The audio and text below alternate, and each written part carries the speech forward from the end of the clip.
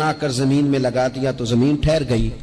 فرشتے فوراً عرض گزار ہوئے کہ مالک تیری سب سے طاقتور مخلوق یہ پہاڑ ہے؟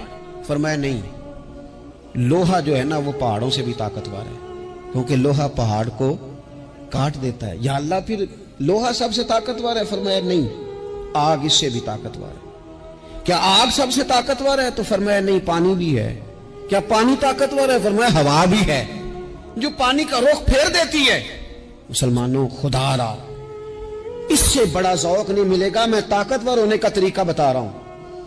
ہمارے ہاں لوگ سمجھتے ہیں کہ میں بولتا زیادہ ہوں اس لیے میں طاقتور ہوں، میرے پاس اسلحہ زیادہ اس لیے میں یہ دیکھو حضور نے بتایا طاقتور کون ہوتا ہے۔ یا رسول اللہ پتھر پہاڑ طاقتور ہے؟ تو فرمایا نہیں، ان پر تو لوہا ہے، لوہا طاقتور ہے، نہیں اس پر تو آگ ہے، آگ طاقتور ہے، نہیں اس پر تو پانی ہے، پانی طاقتور، اس پر تو ہوا ہے۔ تو حضور پھر مہربانی کریں بتائیں طاقتور کون ہے؟ تو یہ دیکھو نا، یہ یاد رکھو نا، یہ کائنات کے سب سے بڑے حکمت والے محبوب کی بات یاد رکھو نا۔ حضور فرمانے لگے سب سے زیادہ طاقتور وہ مومن ہے جو سیدھے ہاتھ سے صدقہ دیتا ہے اور دوسرے کو پتہ بھی نہیں لگنے دیتا۔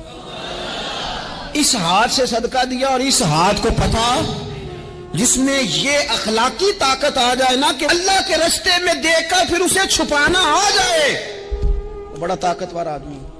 میں یہ سب سے بڑا طاقتور ہے جس نے اپنے رب سے راز نیاز شروع کر لیے، اللہ کے رستے میں دیتا ہے پھر کسی کو خبر ہو۔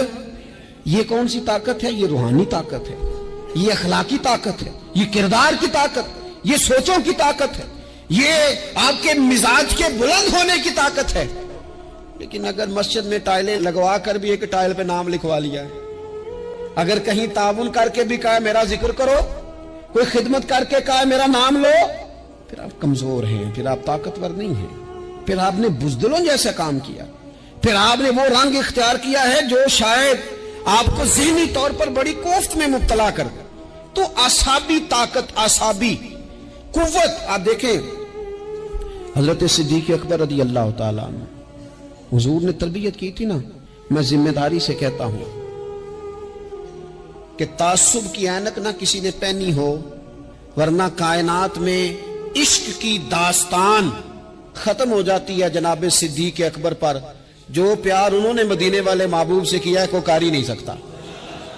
اور ہر وقت کی جدائی، ہر وقت کی، یعنی بیٹھے بیٹھے نا حضور کے وصال کے بعد بیٹھے بیٹھے حضرت صدیق اکبر اٹھ کے نا تو ایک رستے پہ چلنا شروع ہو گئے۔ کسی نے پوچھا ابو بکر کہاں جا رہے ہو؟ کہنے لگے یار ایک دن نا محبوب 2-3 دن کے لیے کہیں گئے تھے، اس رستے واپس آئے تھے، جنہاں دے دل پر جانی وچھڑن کون روے پھر تھوڑا، یہ سب روگاں دا روگ محمد جس دا نام وچھوڑا۔ پریشان ہوں تو دل کر رہا ہے پتہ نہیں یہاں سے آ نہ جائیں۔ اتنا زیادہ محبوب کی غلامی اور نبی پاک کی محبت کا ذوق، لیکن اعصابی طور پر مضبوط کتنے تھے؟ حضور کے وصال کے بعد جس بندے نے اپنے پروں کے نیچے پوری امت کو سنبھال لیا ہے نا، اس کا نام بھی ابو بکر صدیق ہی ہے۔ ایسے ایسے سنبھال لیا، سب سنبھال، دکھ سب سے زیادہ لیکن سنبھالا۔ کوئی زکوٰۃ کا منکر پیدا ہو رہا ہے، کوئی ختم نبوت پہ حملہ کر رہا ہے، کوئی کچھ ہو رہا ہے، کوئی کچھ ہو رہا ہے، ابو بکر صدیق نے فرمایا سارے لشکر روانہ کرو۔ جہاں جہاں حضور نے فرمایا تھا جہاد کرو، فرمایا جو ایک رسی بھی زکوٰۃ کی نہیں دے گا وصول کریں گے۔ لوگوں نے کہا حضور حالات بڑے اور طرح کے ہیں، کیسے کام چلے گا؟ حضرت عمر جیسے دلیر بندے بھی کہنے لگے جناب یہ نظام کیسے چلے گا؟ تو ابو بکر صدیق فرمانے لگے عمر تجھے تیری ماں روئے، تو بڑے مضبوط مزاج کا تھا، یہ مجھے کیا پیغام دے رہا ہے؟ فرمایا عمر یاد رکھ اگر میں مدینہ منورہ میں اکیلا بھی رہ گیا اور جنگل کے درندے میرا آ کے گوشت بھی نوچ کے لے گئے تو پھر بھی میں ان اصولوں پر کھڑا رہوں گا جن اصولوں پر مدینے والے رسول نے مجھے کھڑا کیا ہے۔ ذرا گنجائش نہیں، ہم یہاں سے مضبوط لوگ ہیں، یہاں سے ذہنی بلندی، ذہنی پختگی، یہ حسن ہے زندگی کا۔ یہ کیا بات ہوئی؟ پرسوں فیصلہ کوئی اور تھا، سویرے پروگرام کوئی اور بن گیا، کل فلانے کا مرید تھا آج مجھے فیض نہیں ملا ادھر جا رہا ہوں، پرسوں فلانے کو استاد بنا بیٹھا تھا آج میرا پروگرام بدل گیا ہے، کل میری سوچیں اور تھیں آج میری سوچیں اور ہیں۔ جو قوم ساری زندگی تعین ہی نہ کرے وہ کام کیسے کرے گی؟ جو رستے کا آغاز ہی نہ کرے وہ منزل پر کیسے پہنچے گی؟ تو तो कमजोर बातों से निकले, बुज़दिलाना सोचों से बाहर आए, तय करें जिंदगी में ये कुछ हमने करना है। मैंने कहा है निकले मैदान में जीतने के लिए, फिर रब की मर्जी है, फिर अल्लाह की मर्जी है। सारी जिंदगी सहाबा पर कर्ज रहा, कर्जे भी रहे, खिदमतें भी होती रही, जिहाद भी होते रहे, ड्यूटियां भी होती रही, सारे काम ही होते रहे। हमारा ये मिजाज है, एक दो खा गया है सारी खुशियां ही गई, बस सारा कुछ खत्म कर बैठते हैं। तो थोड़ी सी ना मजबूत देखें। अच्छा ये हजरत अबू बकर का हाल है, तो जनाब उमर की कैफियत क्या है? कलमा पढ़ते ही हजरत उमर ने फरमाया या रसूलुल्लाह, जब आप सच्चे, कुरान सच्चा, इस्लाम सच्चा, तो छुप के नमाज पढ़ने का क्या मतलब है? फरमाया अभी तादाद ही कोई नहीं, 40 तो मुसलमान है। अर्ज की हुजूर मेहरबानी करें ना, आप सिर्फ इजाजत दें।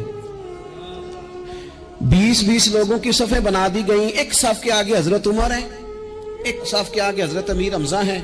जनाब उमर कहने लगे चूंकि आप अल्लाह के रसूल हैं तो लिहाजा नमाज भी आज अल्लाह के घर में पढ़ी जाएगी।